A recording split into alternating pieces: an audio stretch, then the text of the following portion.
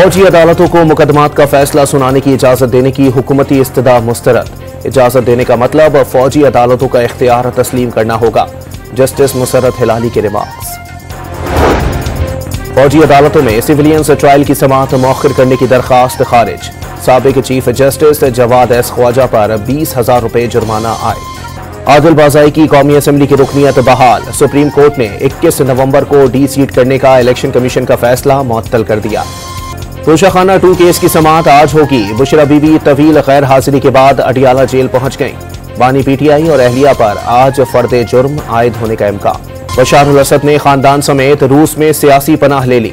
50 साल बाद असद खानदान की हुक्मरानी के खात्मे पर दमिश्क में जश्न। तुर्किया और लबनान से लाखों शामी पनाह गुज़ीनों की वापसी।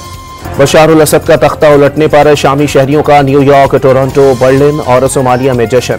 लंदन के ट्रेफॉल्गर स्क्वायर पर आतिशबाजी का मुजाहरा किया। बशार उल असद हुकूमत गिरने के बाद इसराइल का गोलान बफर जोन पर कब्जा। इसराइली फौज ने दरा और दमिश्क के करीब असलहे के ज़खायर को निशाना भी बनाया। शाम में बशार उल असद हुकूमत के खात्मे के बाद 250 से ज़ायद पाकिस्तानी ज़ायरीन महसूर। होटल तक महदूद। दफ्तर खारजा की शाम में मौजूद तमाम पाकिस्तानियों के महफूज होने की यकीन दहानी। इस्लामाबाद की इंसदाद दहशतगर्दी अदालत ने डी चौक में एहतजाज करने पर गिरफ्तार 19 मुल्जिमान को 3 रोज़ा जिस्मानी रिमांड पर पुलिस के हवाले कर दिया। हैदराबाद में FIA ने कार्रवाई के दौरान रियासत के खिलाफ प्रोपेगेंडा करने के इल्जाम पर PTI के UC चेयरमैन को गिरफ्तार कर लिया। मदारिस की रजिस्ट्रेशन और इस्लाहात से मुताल्लिक अहम इजलास आज इस्लामाबाद में होगा।